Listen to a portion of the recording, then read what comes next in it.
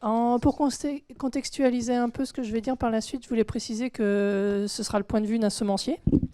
Et que donc Cériance, c'est un semencier qui fait de la création variétale en plantes fourragères et en plantes de couvert, qui fait de la production de semences, à la fois pour ses besoins propres, mais aussi en prestation pour d'autres obtenteurs. On travaille à peu près 80 espèces. On fait effectivement les plantes fourragères, les plantes de couvert, des céréales et des légumes.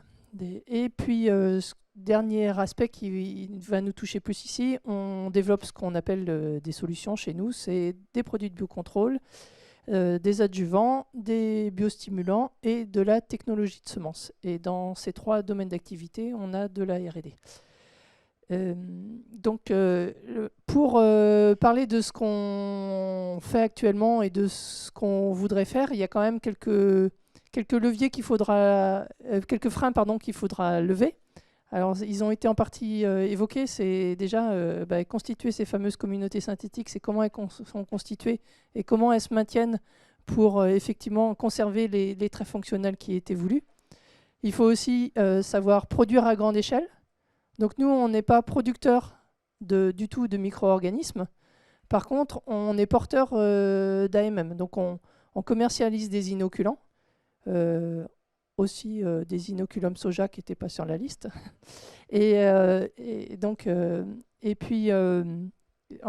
Ces bactéries, on les apporte ou bien en inoculum comme ça qui sont appliqués à la semence, ou on pré-inocule déjà les semences.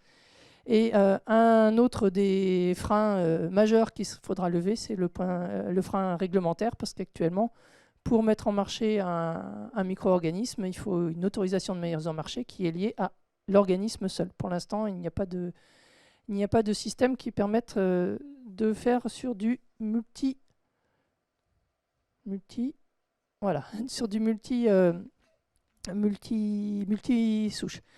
Donc, nous sommes passés d'un système avec un micro-organisme à 2 micro-organismes. Donc, effectivement, on peut aller vers de l'assemblage. En fait, on a travaillé à combiner des actifs essentiellement sur les semences de luzerne, où on est parti de traitements de semences qui étaient de la micronutrition uniquement. Puis, on a fait de la pré-inoculation. Donc, en conservant les aspects micronutrition. Et ensuite, on a fait pré-inoculation, c'est-à-dire le rhizobium qu'on a associé à des mycorhizes. Donc on combine les actifs et il faut donc préserver l'efficacité intrinsèque et activer leur synergie. Donc pour tout ça, il faut pouvoir protéger ces micro-organismes pendant tout le process industriel et ensuite la mise en marché. Ça veut dire qu'il faut que les micro-organismes, la façon dont on applique des chocs importants à la semence et aux micro-organismes dans les mélangeuses, dans les bols, ce qui implique par exemple sur les mycorhizes de travailler sur des propagules et non pas sur des spores par exemple. Et il faut aussi avoir les conditions de température et d'humidité qui ensuite permettront, et de nutrition, qui permettront à tout ça de redémarrer activement au champ. Un des leviers que l'on a pour faire ça, c'est travailler sur la formulation. Donc actuellement, si je reprends ma semence de luzerne, en fait, on commence par une pré-inoculation avec le rhizobium. On a ensuite une charge de la colle et un biostimulant pour fixer les actifs. Ensuite, on applique les mycorhizes et on finit par un pelliculant. Donc, il faut formuler à la fois sur la partie liquide de présentation de ces micro-organismes qui vont être mis en traitement de semence sur la semence et ensuite formuler pour assurer la stabilité du système.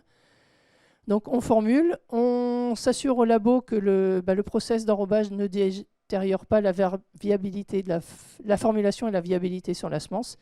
Et une fois qu'on a fait ces étapes R&D, on a le transfert industriel. Parce qu'entre un bol R&D et une chaîne industrielle, on n'a pas tout à fait les mêmes forces appliquées. Et là, je voulais illustrer de façon un peu... Enfin, c'est pas anecdotique parce que c'est vraiment ce qu'on a observé. Enfin, on est parti de notre ancienne recette pour aller sur une recette améliorée. Et en fait, en biosourçant nos ingrédients dans les pelliculants, on a vu qu'on a un impact très très fort sur la mise en place des nodosités.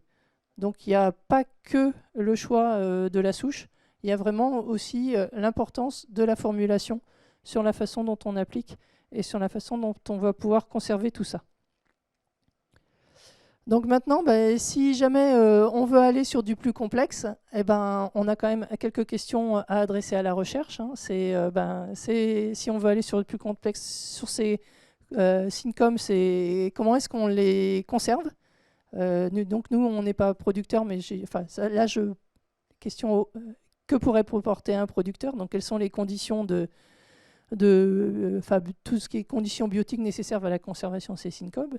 Et puis après, il faut quand même aussi quelques preuves de concept, prédire les interactions entre la SYNCOM et la plante hôte, les interactions avec l'environnement, et puis en fait, il y a les interactions SYNCOM, génotype, plante, environnement, et tous les niveaux d'interaction qu'il peut y avoir entre ces trois composantes.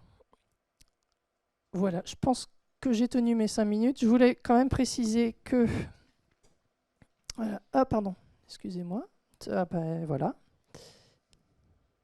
Je peux le remettre comment? Je voulais citer le nom,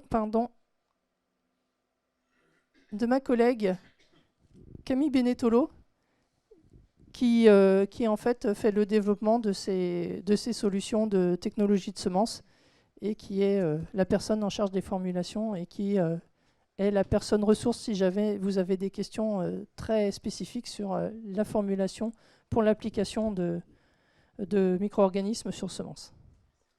Merci beaucoup Nathalie.